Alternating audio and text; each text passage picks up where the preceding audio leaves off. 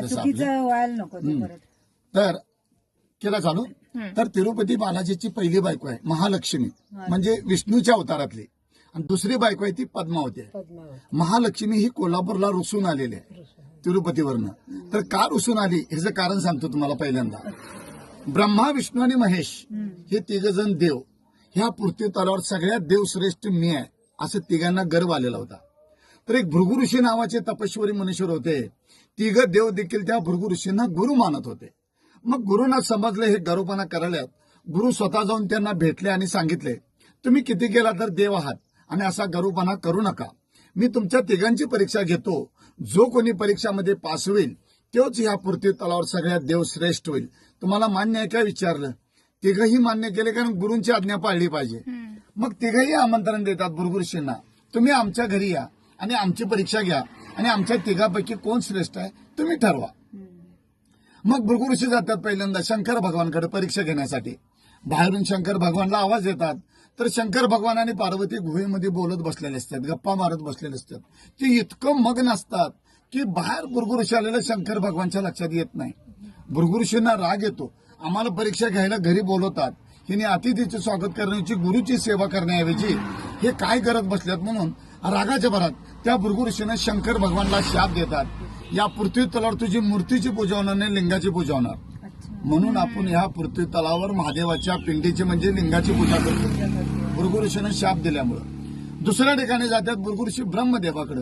ब्रह्मदेवाची बायको सरस्वती वीणा वाजवत असते आणि ब्रह्मदेव ऐकत बसलेला असतो. बाहेरून भृगु ऋषी त्या ब्रह्मदेवाला आवाज देतात. तर ही दोघं नवरा बायको संगीतमध्ये इतकं मग्न असतात की बाहेर भृगु ऋषी आलेलं ब्रह्मदेवाच्या पण लक्षात येत नाही. जन विश्व निर्माण केलं, जनसृष्टी निर्माण केली, त्या ब्रह्मदेवाला देखील त्या भृगु ऋषीने शाप दिलेला आहे, या पृथ्वी तलावर तुला कोणीही पूजणार नाही, तुझं मंदिर कुठं उभारलं जाणार नाही. फक्त शापाला विशाप म्हणून ब्रह्मदेवाचं जन्मस्थान आहे राजस्थान पुष्कर.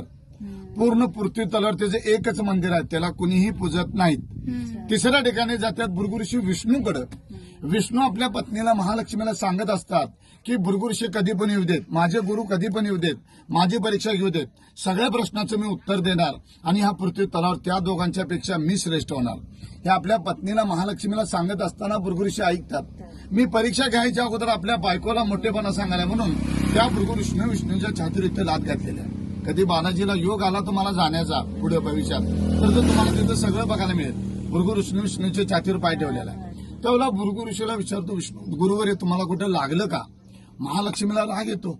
तुम्ही एवढे देवादेव श्रेष्ठ म्हणून मला सांगतायसा, तुमच्या छातीवर त्यांनी पाय ठेवलं आणि तुम्ही त्यांनाच विचारताय लागलं काय म्हणून. माझा अपमान झाली म्हणते, ते क्षण देखील थांबणार नाही. त्यावेळेला विष्णू म्हणतो त्या भृगु ऋषीनं माझ्या गुरुनं माझ्या छातीवर पाय ठेवलं, तुझा अपमान कसा झाला. त्यावेळेला ती म्हणते, मी तुमची धर्मपत्नी आहे आणि तुम्ही मला एक लग्नात वचन दिलतं की सदैव तुझं स्थान माझ्या हृदयात ठेवेन म्हणून. ते आता पाय ठेवल्यामुळे ते हृदय भ्रष्ट झाले म्हणले आणि त्या पायाखाली ही महालक्ष्मी राहू शकत नाही म्हणली. या कारणानं तिरुपतीवरनं महालक्ष्मी कोल्हापूरला रुसून आली. रुसून येताना देखील महालक्ष्मी रागाच्या भरात आपल्या नवऱ्याला शाप दिलेला आहे की तुमचं दुसरं लग्न होणार, तुम्ही कुबेरकडनं कर्ज काढणार, ते कर्ज माझे भक्त लोक कोण फेडणार. आणि महालक्ष्मीची अट अशी होती, अजून देखील आहे, जोपर्यंत त्या पृथ्वीवरचे सर्व लोक ज्यावेळेला तुमच्या दारुण मुंडन करतील त्यावेळेलाच तुम्ही कर्जातनं मुक्त होणार. पृथ्वी तलावरचे सर्व लोक काय जाऊ शकत नाहीत. म्हणून तिरुपती बालाजी अजून कर्जामध्ये असं मानलं जातं. आणि जो कोणी भक्त तुमच्या दरबार येऊन मुंडन करल, केस दान करल, त्या भक्ताला मी कर्जात कधीच ठेवणार नाही, हे महालक्ष्मीचं वाक्य आहे. म्हणून तिरुपतीला गेल्यावर टक्कल करून यायचं असतं. जेव्हा महालक्ष्मी रुसून आली कोल्हापूरला, त्यावेळेला इसवी सन 634 साली कोल्हापूरमध्ये कर्णदेव राजा राज्य करत होता. म्हणजे महाभारतातला नव्हे, त्याच्या आधीचा. तर नारद मुनी सांगतो कर्णदेव राजाला की महालक्ष्मी रुसून कोल्हापूरला कायमची आल्या, तिची राहण्याची व्यवस्था कर, मंदिर बांध. त्यावेळेला हे मंदिर बांधलं गेलं 1383 वर्षापूर्वी. महालक्ष्मीचं दैत्याकडून बांधून घेतलेलं आहे. आणि ज्यावेळेला महालक्ष्मी रुसून आली कोल्हापूरला, तर महालक्ष्मीने हे कोल्हापूर का निवडलं, तर आपल्या कोल्हापूर नगरीमध्ये राक्षस लोकांचा वास्तव जास्त होता. सर्व राक्षस लोकांचा नायनाट करण्यासाठी, त्यांचा वध करण्यासाठी महालक्ष्मीने कोल्हापूरला निवडलेलं आहे. आणि ज्यावेळेला महालक्ष्मी कोल्हापूरला स्थायिक झाली, त्यावेळेला रत्नासूर नावाचा एक राक्षस महालक्ष्मीच्या भक्तांना त्रास देऊ लागलेला होता. तर महालक्ष्मीने ठरवलं या रत्नासुराचा आपण पहिला वध करायचा आणि मग बाकीच्या राक्षसांचा वध करायचा. पण त्या रत्नासूर नावाच्या राक्षसानं शंकर भगवानकडनं तपस्या करून त्यांना प्रसन्न करून त्यांच्याकडनं एक वर मागून घेतलं होतं. भोळा शंकर प्रसन्न झाला की कुणाला काहीही वर देतो. रावणाला देखील आत्मलिंग दिलेलं होतं, म्हणजे किती भोळा शंकर आहे बघा तो.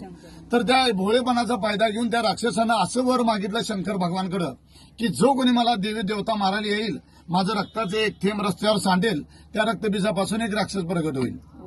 महालक्ष्मीने विचार केला, मी जर याला त्रिशूल घेऊन मारायला गेले, हे जर कितीतरी थेंब रस्त्यावर रक्त सांडेल आणि कितीतरी राक्षस प्रगट होतील. म्हणून महालक्ष्मीने शंकर भगवानची आराधना केली, कारण शंकर भगवानच वर दिलेलं होतं. शंकर भगवानने सांगितलं महालक्ष्मीला तू एक ज्योत लाव, दिवा लाव. महालक्ष्मीने स्वतः एक ज्योत लावला.